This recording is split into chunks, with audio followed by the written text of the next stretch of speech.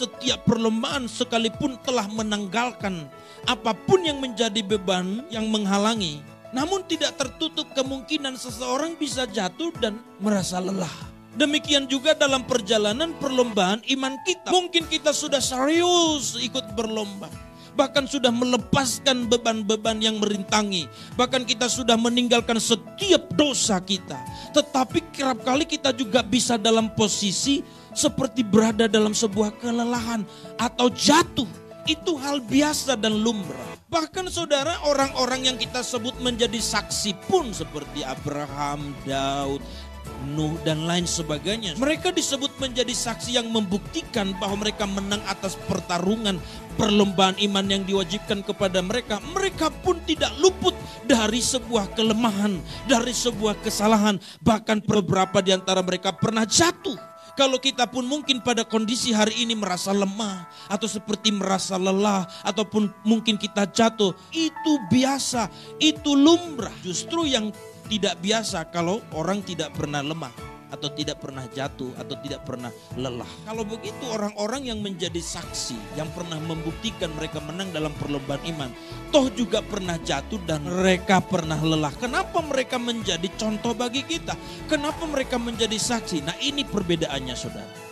Ketika mereka jatuh pernah lemah, tapi mereka bangkit kembali dengan kekuatan yang baru daripada Tuhan. Amsal pernah berkata kepada kita, sebab 7 kali orang benar jatuh.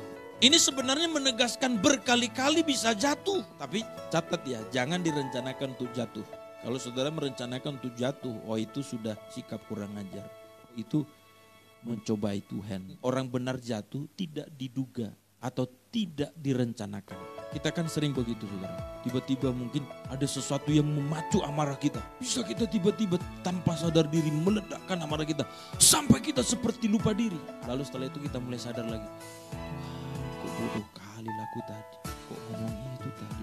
Gak niat lo jatuh, gak niat marah. Kalau saudara mungkin sedang jatuh hari ini, kamu tidak sendiri. Bahkan pejuang-pejuang iman pun pernah mengalaminya. Ketika engkau sedang jatuh hari ini, bangkit. Sebab 7 kali orang benar jatuh, namun ia bangun kembali.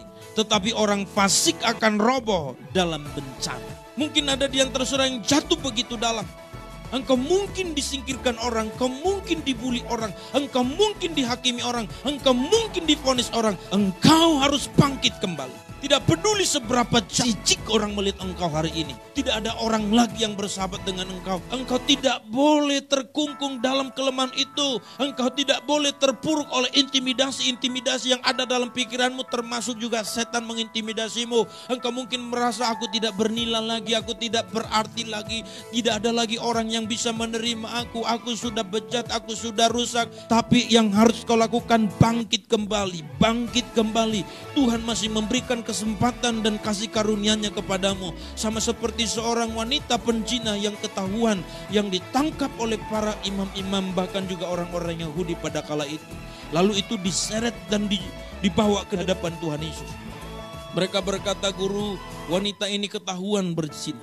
Menurut hukum Musa, orang seperti ini harus dilempar dengan batu sampai mati. Tuhan Yesus mengatakan pada kala itu, baik, siapa di antaramu yang tidak berdosa, engkau dulu angkat batu lempar wanita ini.